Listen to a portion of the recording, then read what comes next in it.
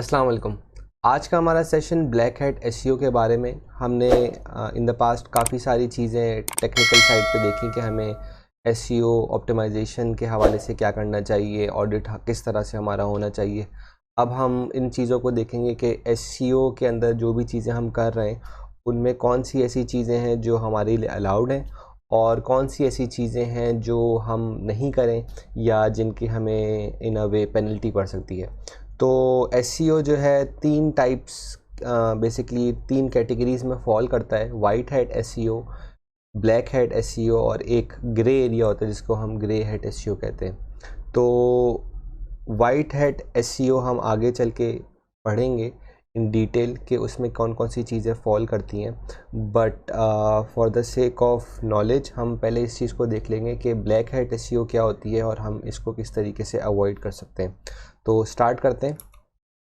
What is Black Hat SEO? Any strategy that goes against Google's webmaster guidelines is Black Hat. तो जब भी आप अपनी website को रैंक कराने की कोशिश कर रहे हैं तो उसके ऊपर आप जो भी जिसे कहते हैं टेक्निक्स अप्लाई कर रहे हैं, जो भी स्ट्रेटजीज़ यूज़ कर रहे हैं, वो आपको मेक श्योर करनी है कि गूगल की जो गाइडलाइंस हैं उसके अंदर फॉल कर रही हों। गूगल जब भी कोई वेबसाइट को क्रॉल करता है तो वो उसको एक बेसिकली एक गाइडलाइन से कंपेयर कर रहा होता है कि इनकी कोई भी चीज़ जो है वो उस गाइडलाइन के उस गाइडलाइन को नेगेट तो नहीं कर रही। इसको आप इस तरीके से भी समझ सकते हैं कि आईएसओ सर्टिफिकेशंस होती हैं। तो आईएसओ सर्टिफिकेशंस में जो वो सर्टिफिकेशन कंपनी है वो किसी भी कंपनी को इस चीज़ से मेजर कर रही होती है कि हमारे जो बताई हुई गाइडलाइंस हैं वो उसके अंदर फॉल कर रहे हैं कि नहीं कर रहे हैं। If that company is following in those guidelines तो वो उसको जो है बेसिकली आईएसओ सर्टिफाइड कर रही होती है। सिमिलरली गूगल के अंदर उनकी कुछ सेट गाइडलाइंस होती हैं। अगर आप उन गाइडलाइंस को फॉलो करते हुए अपनी एसईओ, अपनी रैंकिंग्स को प्रमोट करना चाह रहे हैं और अपने कंटेंट को उस तरीके से आपने जो है अलाइन किया हुआ है, तो गूगल जो है उसको गो अहेड देता है और गूगल जो है आपको मज़ीद रैंकिंग में हेल्प करता है।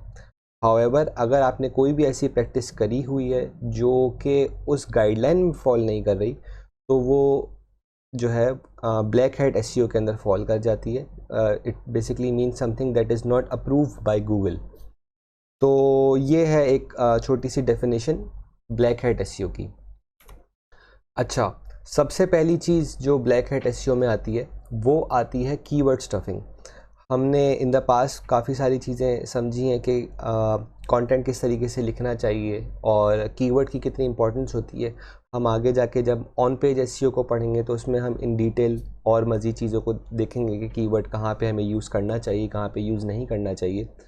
तो उसी को थोड़ा सा हम एलेबोरेट यहाँ पे भी कर रहे हैं ब्लैक हैट एसईओ में कि कीवर्ड स्टफिंग जो है वो बेसिकली कोई भी ऐसी प्रैक्टिस है जिसमें आप अपनी वेबसाइट के मेन पेज के ऊपर या अगर आप ब्लॉग रख रहे हैं उसके ऊपर या कोई भी ऐसी जगह जहाँ पे आप इन वन वे और दी अदर कंटेंट पब्लिश करना चाह रहे हैं, वहाँ पे आप मोर देन इंटेंडेड कीवर्ड्स को यूज़ कर रहे हैं। इसको कीवर्ड स्टफिंग कहते हैं। इसकी छोटी सी एग्जांपल आपके सामने भी आ रही है, जिसमें फॉर एग्जांपल अगर आप कोई मोबाइल फ़ोन्स का काम करते हैं और आपने जो है उसकी एक डिस्क्रिप्शन लिखने की कोशिश की है, तो आप उसकी डिस्क्रिप्शन कुछ इस तरह से लिखते हैं कि we are in the business of selling cheap mobile phones. Cheap mobile phones are what we sell. If you are thinking of getting a cheap mobile phone, then check out our store for the best cheap mobile phones. तो it clearly doesn't make sense कि आप इस तरीके का जो है वो keywords use करें। पहले के टाइम में जब सर्च इंजन्स की एल्गोरिथम्स इतनी एडवांस नहीं थी और वो स्पेसिफिकली इस चीज़ को ऊपर फोकस कर रही होती थी कि अगर कोई ब्रांड है और वो किसी कीवर्ड को टारगेट करना चाह रही है तो बेस्ड ऑन के उन्होंने उस कीवर्ड को किस तरीके से और कितनी दफ़ा यूटिलाइज़ करा हुआ है अपने कंटेंट में, वो एक सर्च इंजन उसको ज़्यादा से ज़्यादा वैल्यू देता था। बट ऑब्वियसली इसको एक्सप्लॉइट करना बहुत आसान था और लोगों ने इस तरीके की चीज़ों को इन द पास्ट बहुत करा कि वो एक ही कीवर्ड को लिटरली रगड़ देते थे from from the start of their web page to the end. वो उनकी जो बेसिकली प्रैक्टिस होती थी वो ये होती थी कि ज़्यादा से ज़्यादा कीवर्ड्स को जो है अपने कंटेंट के अंदर यूज़ किया जाए। तो with the passage of time Google के एल्गोरिथम्स चेंज हुए और उन्होंने और चीज़ों को इसके अंदर इम्प्लीमेंट करना स्टार्ट करा। तो ये चीज़ जो है ना वो with the passage of time ये कम होती रही। तो अब अगर आप कोई भी ऐसी वेबसाइट जिस पे आप कीवर्ड स्टफिंग करते हैं तो गूगल उसको हेविली पेनलाइज करता है। और आपको बस बेसिकली मेक श्योर यही करना है कि आप जब भी अपनी वेबसाइट का कंटेंट क्रिएट कर रहे हैं इन द फॉर्म ऑफ कि आप लैंडिंग पेज अगर बना रहे हैं या आप प्रोडक्ट डिस्क्रिप्शन लिख रहे हैं या आप ब्लॉग या आर्टिकल्स के ऊपर काम कर रहे हैं, तो अगर आपने कोई एक पर्टिकुलर कीवर्ड यूज़ करा है, जैसे हमने कीवर्ड रिसर्च में देखा कि हम डिफरेंट टाइप के कीवर्ड्स को टारगेट कर रहे होते हैं, तो अगर आपने एक कीवर्ड को टारगेट करके एक पेज को डिज़ाइन करा है तो मेक श्योर कि it's in the natural way कि आपके जो कीवर्ड है वो ज़्यादा यूज़ ना हुई भी हो, क्योंकि at the end of the day ये गूगल भी इस चीज़ को चेक कर रहा होता है कि आपने अपने कीवर्ड को किस तरीके से यूज़ करा हुआ है। और सेकेंडली, जैसे आपके सामने भी एग्जांपल आ रही है, तो ये एक यूज़र के लिए भी बहुत ही ऑड सी चीज़ है कि आपने एक कीवर्ड को 6 दफ़ा एक ही पैराग्राफ में यूज़ कर लिया। तो वो भी इस चीज़ को यही समझता है कि इन्होंने यूज़र इंटेंट के लिए कोई भी कंटेंट पब्लिश नहीं करा हुआ, ये इनका जो मेन मकसद था वो बस कीवर्ड्स को ज़्यादा से ज़्यादा यूज़ करना और रैंकिंग को बढ़ाना था। तो मोस्ट लाइकली यूज़र्स भी जो हैं इससे कोई इन्फॉर्मेशन हासिल नहीं कर पाएंगे and they will eventually bounce. तो ये है फर्स्ट थिंग, एक type of black hat SEO. Second आता है हमारे पास getting links from spammy websites. अच्छा, हम ब्लैक हैट एसईओ के जब इस टॉपिक को कवर कर लेंगे तो हम इन डिटेल पढ़ेंगे ऑफ पेज एसईओ को और लिंक बिल्डिंग को। तो जैसे आपको पहले मैंने एक ओवरव्यू दे दिया है कि ऑन पेज एसईओ और ऑफ पेज एसईओ ये टाइप्स ऑफ एसईओ होती हैं। और ऑन पेज में हम बेसिकली सारा जो हमारा एम्फेसिस होता है वो वेबसाइट के एसईओ प्रैक्टिसेस के ऊपर होता है। ऑफ पेज जो है वो सारी वो प्रैक्टिसेस होती हैं जो वेबसाइट के अराउंड होती हैं, not on the website itself. तो उसमें हम इन डिटेल जब ऑफ पेज एसईओ हम पढ़ेंगे और लिंक बिल्डिंग के बारे में पढ़ेंगे तो उसमें हम देखेंगे कि क्या प्रैक्टिसेस होती हैं और लिंक्स किस तरह से क्रिएट किए जाते हैं। तो वो होता है in the category of white page SEO. But वो सारी चीज़ें जो गूगल गाइडलाइंस के ऑब्वियसली ख़िलाफ़ हैं, आपको मेक श्योर करना है कि आप वो चीज़ें प्रैक्टिस ना करें।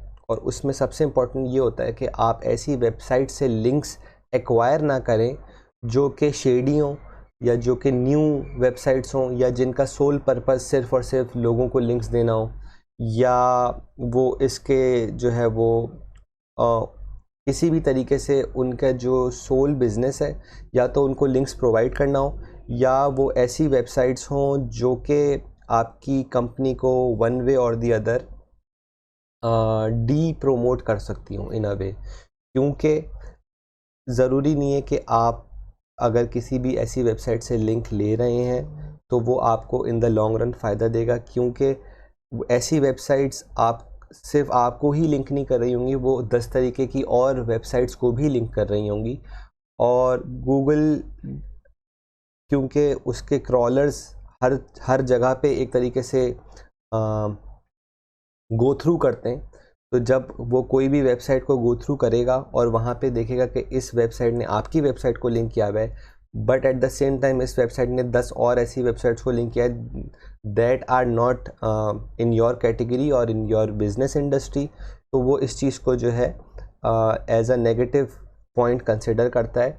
और जो हमारा सोल रीज़न होता है लिंक लेने का वो अथॉरिटी बिल्डिंग होता है, तो वो हमारा फुलफ़िल नहीं होता। और देन अगेन, क्योंकि ये वेबसाइट्स गूगल ख़ुद पीनलाइज कर रहा होता है क्योंकि ये कोई वैल्यू प्रोवाइड नहीं कर रही होती, तो ये इवेंचुअली आपकी वेबसाइट को भी एक तरीके से डी रैंक कर रहा होगा, क्योंकि आपने अपनी लिंक बिल्डिंग ऐसी वेबसाइट्स के ऊपर करी हुई ऑब्वियसली जो कि कोई वैल्यू प्रोवाइड नहीं कर रही।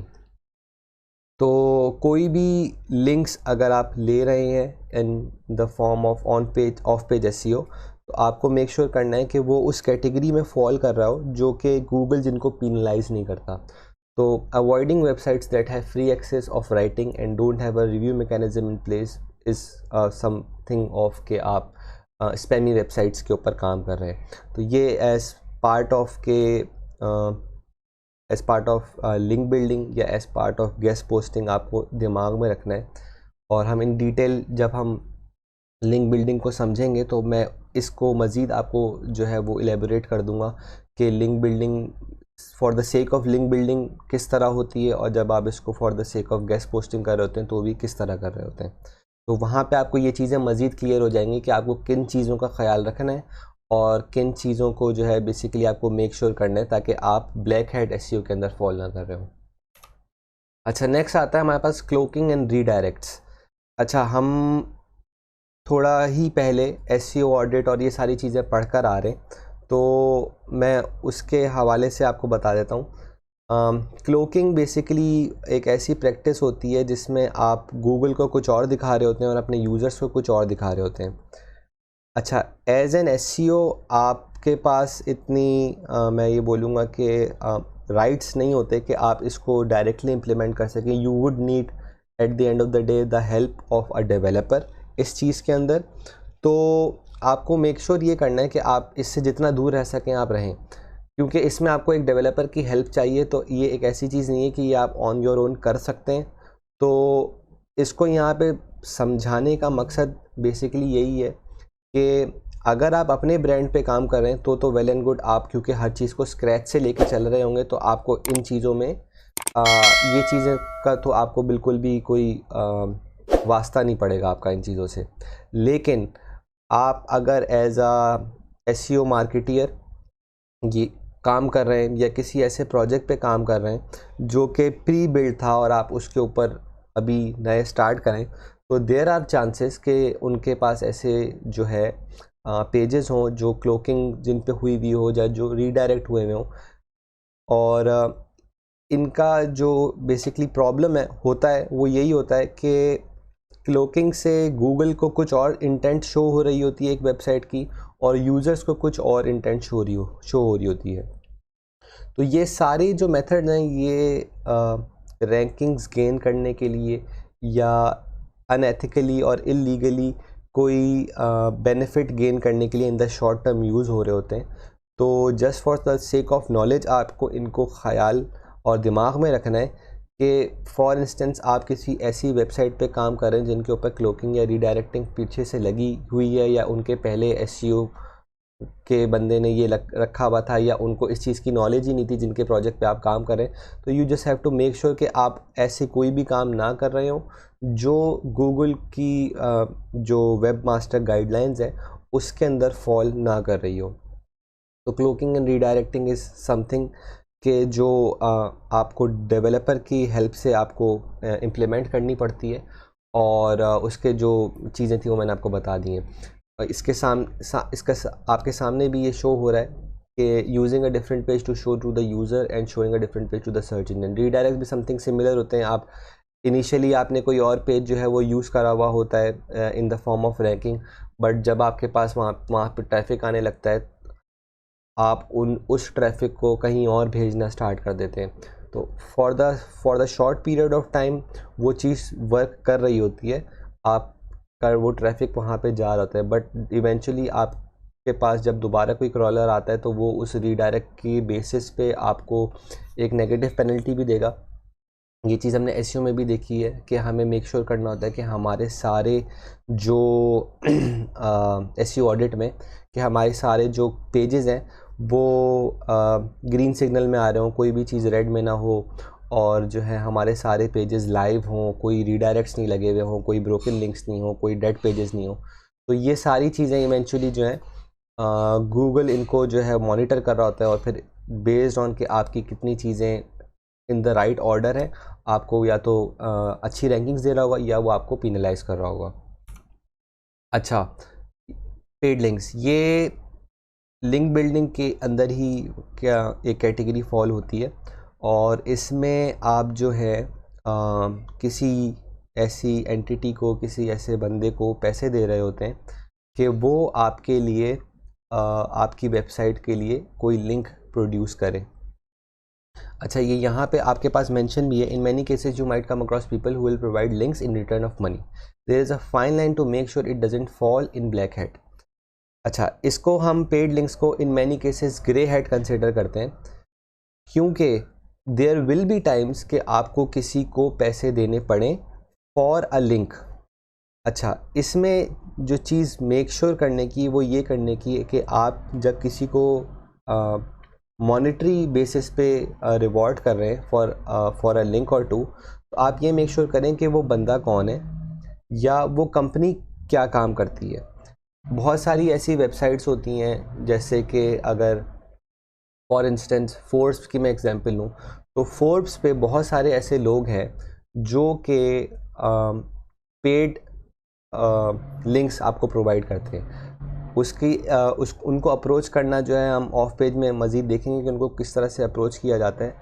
बट देन अगेन आपको ये मेक श्योर करना है कि आप अगर किसी कंपनी, किसी वेबसाइट को, किसी डोमेन को या किसी ऐसे मार्केटियर को पैसे दे रहे हैं कि आप उनसे लिंक्स जनरेट करवाएं, तो आपको ये मेक श्योर करना है कि वो लिंक्स कहाँ पे जनरेट हो रहे हैं। अगर वो कोई ऐसी रैंडम वेबसाइट्स हैं या बस ऐसी वेबसाइट्स हैं जिनके ऊपर रैंडम जो है वो डोमेन अथॉरिटी बनी हुई है but they are not related to your industry, तो those paid links don't make sense.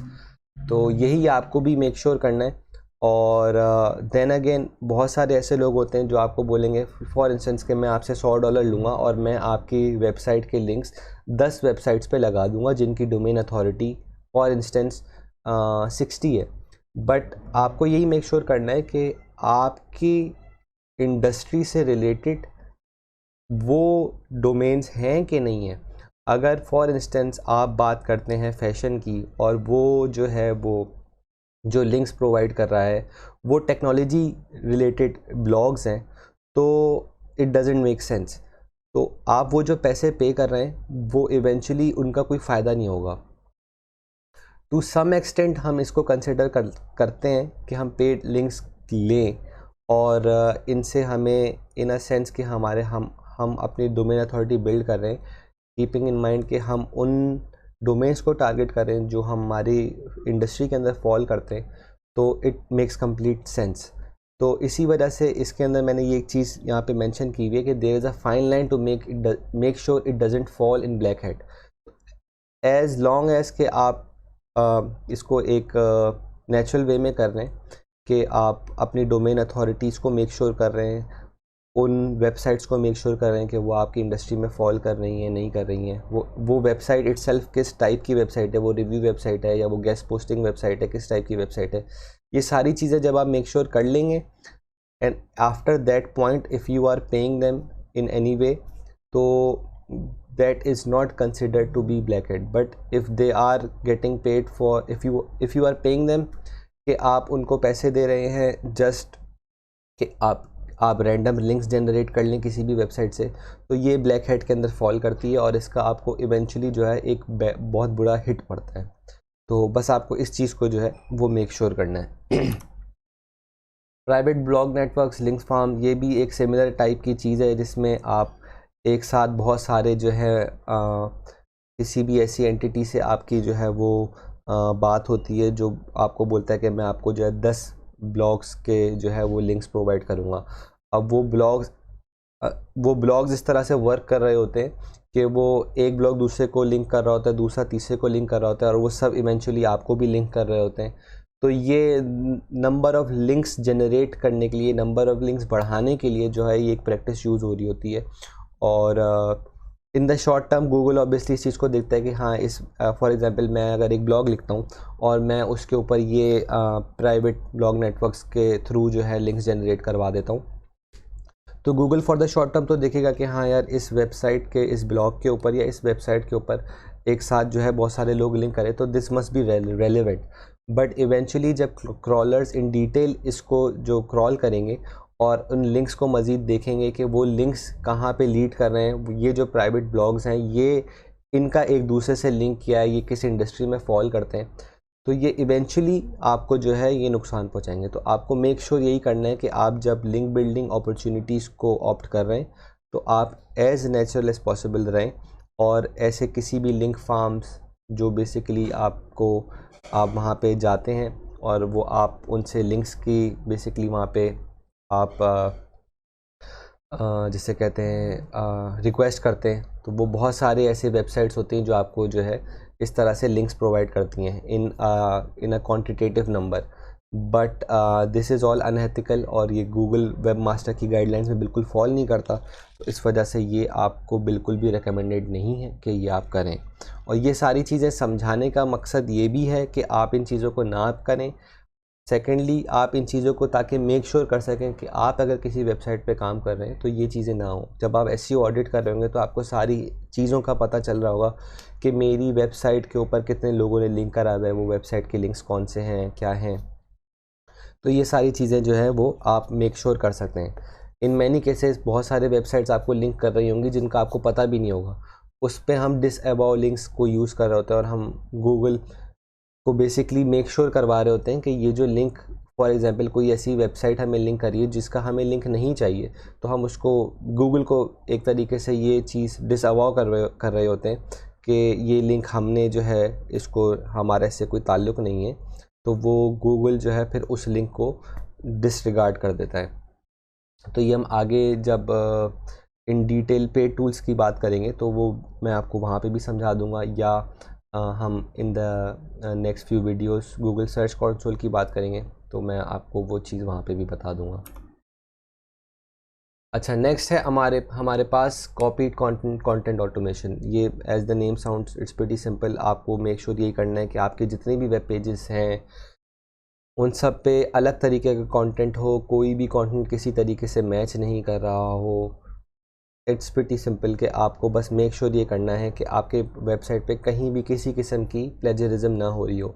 बहुत सारे ऐसे टूल्स यूज़ करते हैं लोग जिसमें जो है वो एक कंटेंट की, सॉरी, 5 जो है वो टाइप्स बना लेते हैं।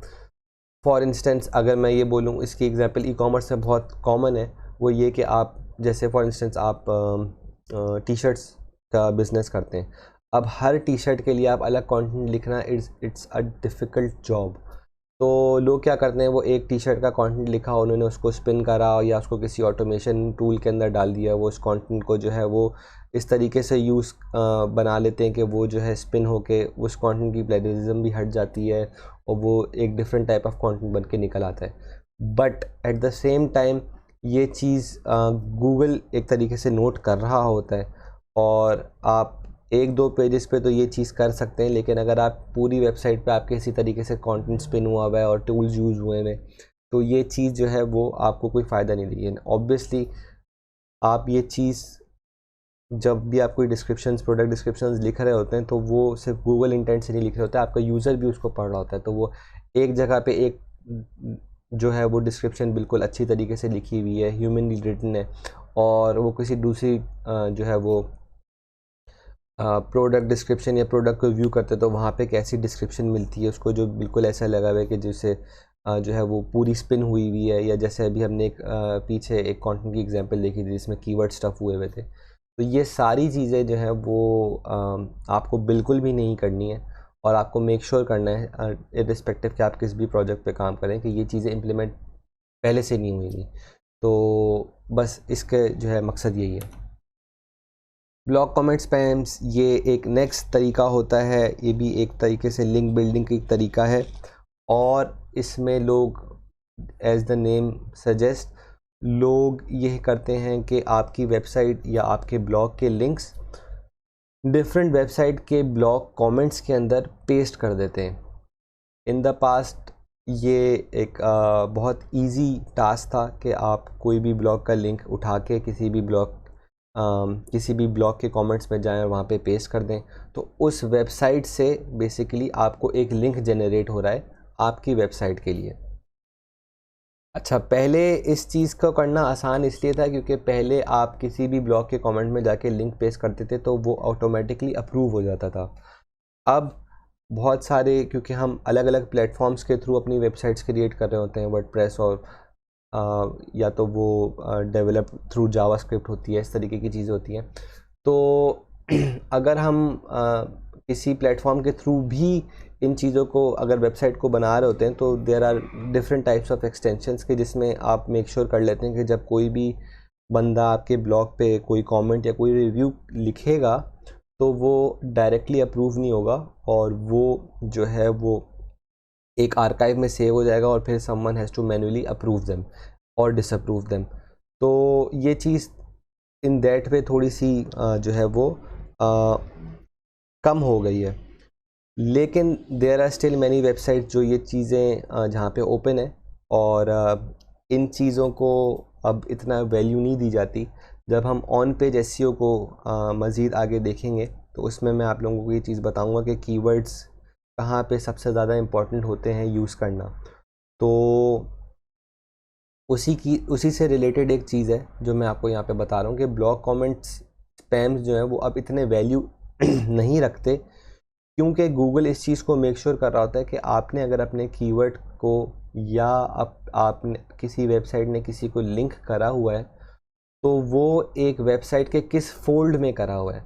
या तो वो ऊपर मतलब फर्स्ट फोल्ड की आप बात करें तो अगर उसने फर्स्ट फोल्ड में करा हुआ है तो बॉडी में करा हुआ है, तो दैट मेक्स कम्प्लीटली सेंस, और गूगल इसको एक अच्छी प्रैक्टिस कंसिडर करता है।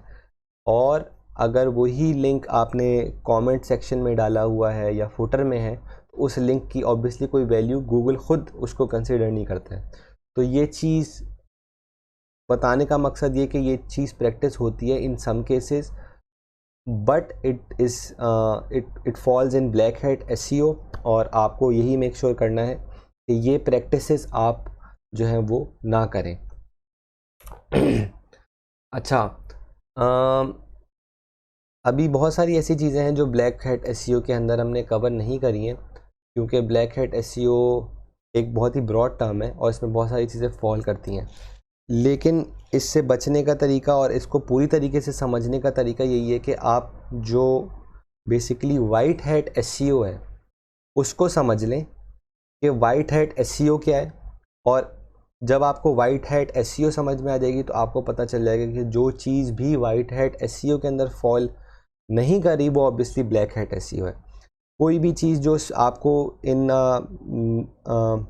लॉजिकल मैनर आपको ऐसा लगे कि यार ये मुझे शेडी लग रही है या ये मुझे ऐसा काम लग रहा है जो मुझे स्पैम, मुझे इसके अंदर लग रहा है कि ये चीज़ जो है वो स्पैम ही कंसिडर की जा सकती है। तो इफ़ यू थिंक एज मतलब आप इसको अगर ख़ुद इस चीज़ को समझने की कोशिश करेंगे और आपको कोई एक इसका आंसर मिलेगा तो वो एक क्लियर इनफ आंसर होगा कि आप उस चीज़ को डिटरमिन कर सकें कि ये ब्लैक हैट एसईओ में फॉल कर रहा है या नहीं कर रहा है।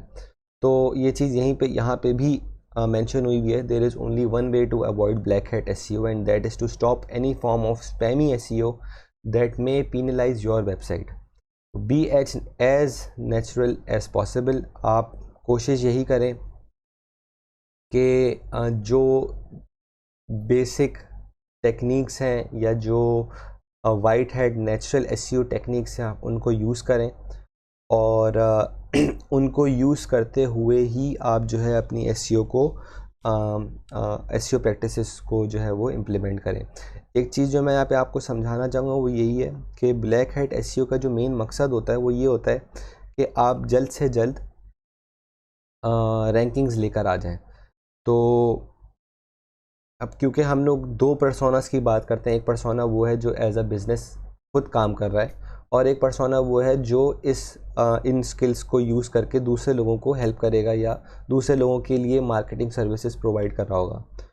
तो इन बोथ केसेस आपको ये चीज़ दिमाग में रखनी है कि आप एज अ मार्केटिंग गाय आपको ये चीज़ नहीं करनी, और एज अ बिज़नेस ओनर आपको इस चीज़ को दिमाग में रखना है कि जब आपके साथ कोई भी resource in terms of SEO काम कर रही है तो आप इस चीज़ को मॉनिटर कर सकें कि आपको जो वो सर्विसेज प्रोवाइड कर रहा है इन टर्म्स ऑफ एसईओ वो एज़ नेचुरल एज़ पॉसिबल हैं।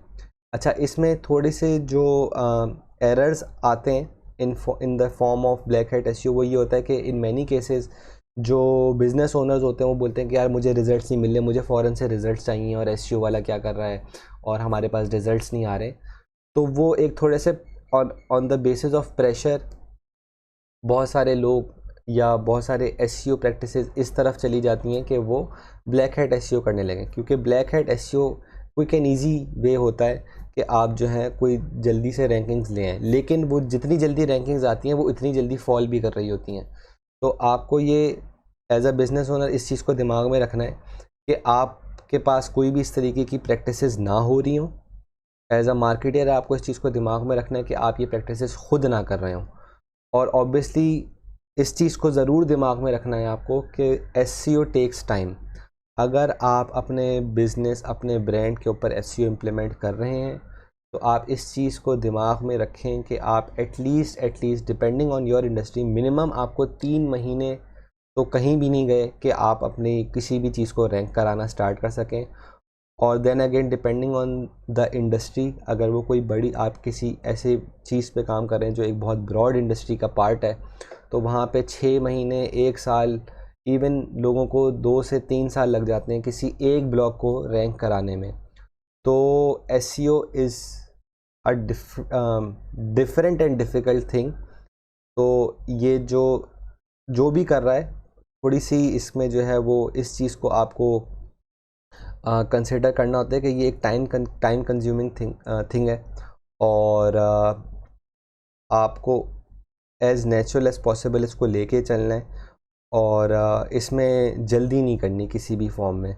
अगर आप जल्दी करेंगे, बहुत दफ़ा ऐसा होता है कि जो बिज़नेस ओनर्स हैं उनके पास जो है कोई SEO कंपनी या SEO एजेंसी आके दिखा देगी कि भाई ये देखें, हमने जो है आपकी वेबसाइट को 2 महीने में यहाँ रैंक कर दिया है। तो अगर उन्होंने ब्लैक हैट SEO करी हुई है, आप उनसे खुश तो हो जाएंगे और 1 से 2 हफ्ते तक आपको वो रैंकिंग्स दिख भी रही होंगी। लेकिन अगर वो ब्लैक हैट SEO है तो वो जितनी जल्दी वो आपको 2 महीने में अगर वो रैंकिंग्स दिख रही हैं तो वो उतनी ही जल्दी अगले 2 से 3 दिन में वो रैंकिंग्स ख़त्म भी हो जाएंगी और आपका जो फर्स्ट पेज पे आर्टिकल था वो कहाँ चला जाएगा वो आपको पता भी नहीं चलेगा। तो ये चीज़ आपको दिमाग में रखनी है। वाइट हैट SEO को ही अपना मेन फोकस बनाना है। और क्योंकि white hat SEO then again is difficult. ये जितनी लिंक बिल्डिंग की बात हुई है और ये जितने स्पैमी लिंक्स और ब्लैक हैट SEO में मोस्टली जो है वो लिंक्स से रिलेटेड बात हुई है। तो लिंक्स जनरेट कराना is the most difficult job for an SEO। हम नेक्स्ट हमारी जो सेक्शन है उसमें हम इस चीज़ को देखेंगे, लिंक बिल्डिंग को। तो उसमें हम इसी चीज़ के बारे में मज़ीद पढ़ेंगे कि लिंक्स किस तरह से क्रिएट किए जाते हैं। और देन अगेन लिंक्स बनाना बहुत मुश्किल काम है। तो अगर आप इस चीज़ को किसी जल्दी में करेंगे और रैंकिंग्स लाने में जल्दी करेंगे और आए बाएँ शाएँ कहीं पे भी जो है वो लिंक्स लगाने की कोशिश कर रहे होंगे तो वो आपको इवेंचुअली हर्ट करेगी। इसमें आप जितना टाइम लगा के अगर एक भी लिंक जनरेट करें जो कि नेचुरल है, जो कि आपकी इंडस्ट्री से रिलेटेड है और जो कि कम्प्लीटली उन वेब मास्टर गाइडलाइंस में फॉल कर रहा है, तो वो एक लिंक स्पैमी 10,000 लिंक से ज़्यादा बेनिफिशियल है। तो ये चीज़ आपको दिमाग में रखनी है। और टाइम कंज्यूमिंग जो है प्रैक्टिस है ये। तो इसको आपको मेक श्योर यही करना है कि जितना आप वाइट हैट SEO को दिमाग में रखेंगे उतना आप ब्लैक हैट SEO से दूर रहेंगे। तो इंशाल्लाह ताला नेक्स्ट हमारा जो टॉपिक होगा वो ऑन पेज SEO होगा और उसमें हम सारी वो वाइट हैट एस्पेक्ट्स को देख रहे होंगे जो हम इम्प्लीमेंट कर सकते हैं ऑन आवर ओन वेबसाइट। और उसके बाद इंशाल्लाह हम in detail of page SEO के बारे में डिस्कस करेंगे और उसमें हम सारी लिंक बिल्डिंग्स की जो एस्पेक्ट्स हैं उनको डिस्कस करेंगे। तो इंशाल्लाह I will see you guys in the next video. अस्सलाम वालेकुम।